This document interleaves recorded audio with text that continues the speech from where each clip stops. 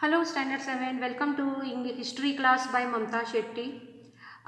Today's chapter is chapter number 6, Conflict with Mughals, part 2. In the first part, we have already completed Sesti Khan's invasion, the Surat campaign, Jai Singh invention, Agra's visit and escape of Shivaji Maharaj. So today we are going to the next topic, that is on the offensive against Mughals. Yes. So immediately after returning from Agra, what did Shivaji Maharaj do?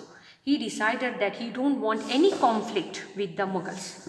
He wanted to recapture the forts and the territories given to the Mughals as per the Purandar Treaty. For this, he made a very comprehensive and a very bold plan. Yes, it was this strategy to capture the fort by sending a well-equipped army on one hand, and on the other hand, what he decided?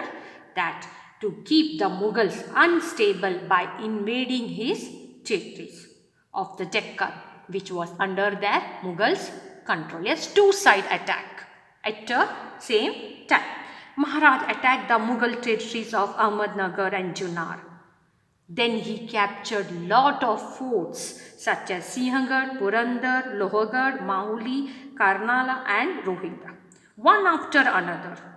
Then Maharaj again went to Surat for a second time. While returning from Surat, what did he do? He fought a great battle, yes, for Surat to collect the money, because that was a very wealthy state, right? So he fought a battle with the Mughal at Wani Dinduri in Nasik district. Maharaj defeated the Mughal Sardar Daud Khan in the great battle. After that, Morapan Pingale.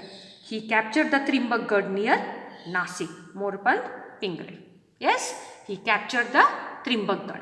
Thus, Shivaji Maharaj was successful in the offensive that he had launched against Mughals, because Mughals were not treating him properly. Sardars such as Tanaji Malsure, Morapan Pingale, Pratap Rao Gujar, etc., they made a valuable contribution in these offenses. Right? All this struggle.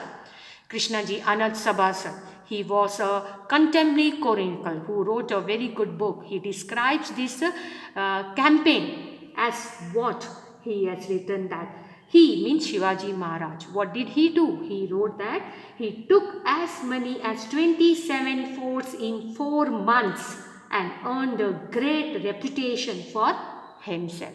In 4 months, 27 forts. It was not an easy task, right? Now we go for a coronation topic. The ceremony of crowning. Yes. So what happened? The founding of Maratha Swaraj involved a lot of struggle for 30 years. Maharaj realized that now it was necessary that the Swaraj should be established. It should need a great recognition as a sovereign independent state. So for this, a formal coronation was necessary. Yes, because before, if you don't do the coronation, if you don't declare the king, then people take it very lightly. So on 6th June 1674, he had himself crowned at Raigad by Gangabhat, a very learned Pandit.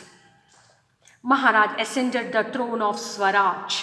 He now became Chhatrapati of Swaraj. As a symbol of sovereignty, the Rajya Abhishek Shaka, that is the coronation era, was started. What has happened? Maharaj became the founder of new era. On the occasion of coronation, special coins were minted. A gold coin called Horn and a copper coin called Sivrai, with the legend Sri Raja Shiva Chhatrapati inscribed on them. Thereafter, all the royal correspondence, that means all the letters, books and everything, it carried a Rajpatra, carried the word, that is Kshatriya Kula Yatna, Sri Raja Shivaji Chhatrapati, Kshatriya Kula Yasna. Right? And this dictionary was there in the Sanskrit. It was also in the Persian language. It was translated into Sanskrit and it was known as Rajya Vyavhara Kosha. The coronation of Shivaji Maharaj was a revolutionary event in the history of medieval India. While explaining these all events, Sabhasa, a contemporary chronicle, what he wrote, it was no mean achievement for Maratha king to become a great Chhatrapati.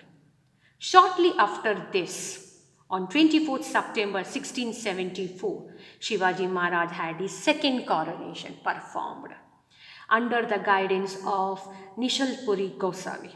There were two traditions of ceremonies in India. One is Vedic type and another one is Tantric type. And Maharaj honored both the tradition. So he had a coronation ceremony performed. Yes. So now you see Vedic and Tantric, both the type he did. Yes. So now do you remember, we are going for the next topic, that which is this everything. Do you remember? Remember this, you are supposed to do yourself. It's a self-study. Do you know? This also is a self-study, but still I'll just say. Prince Sambhaji Raje was 17-year-old at the time of coronation of Shivaji Maharaj. He had described the coronation ceremony in the treatise, that is Buddha Bhushanam. It is based on his own experience. Without the meaning or counting, plenty of money, clothes, elephant, horses were donated to the great scholars who had come to attend the coronation ceremony from different regions. Thus, Shivaji Maharaj spread his fame in different regions. Yes, in different directions, you can say. Another one, do you know, is an extremely valuable and a grand throne, Sinhasan we say, was made for the coronation of Shivaji Maharaj. There were 8 bejeweled pillars on each side of the throne. This throne made of 32 man. Yes, bejeweled means adorned with jewels. Yes, and this throne had 32 mans of gold which are studded with precious jewels. So you have to learn the unit of man from your teacher. What is the meaning of man? It is an unit of measurement, right? It means 40 kg, actually equal, approximately it means equal to 40 kg. Now the campaign of the South. 3 years after the coronation, in October 1677, Chhatrapati Shivaji Maharaj undertook the campaign of the South. He went to Golconda. There he called a Qutub Shah. Yes. He entered into a treaty, yes, of friendship with him. Later, Maharaj won Bengaluru, Hoskote in Karnataka, Jinji, Vellore, etc. Even in the Tamil Nadu, that is now, and some of the treaties of Adil Shahi. Mughals he finished crushing, he went there. He appointed Raghunath Narayan Hanumante, the chief administrator, to look after these conquered territories. Venkoji, his half-brother, step-brother, you can say, Shivaji Maharaj, was then ruling Tanjore. And then Shivaji Maharaj tried to get him in to participate in the activities of Swaraj. But Venkoji was not interested. After Venkoji Raje, the ruler of Tanjore encouraged art and learning. The Saraswati Mahal Library there is world famous. In this campaign of the South, Maharaj has annexed the fort of Jinji in Tamil Nadu to his Swaraj. And this topic, Jinjis, you will come to know afterward. It is again repeated in the history. Yes, this proved to be a great importance in the later year when Rajaram, when Mughal emperor had decided to destroy Maharashtra after Shivaji Maharaj. Chhatrapati Rajaram Maharaj had to leave Maharashtra for his safety, and he took shelter in this southern part of Jinji, and he was looking after the administration of Swaraj from that Jinji. Yes. Soon after the victorious campaign of the South, Shivaji Maharaj passed away at Raigad on 3rd April 1680. His death at the age of 50 was a great loss for Swaraj, and that ended a golden era, came to an end. So here we are stopping with today's session. Thank you.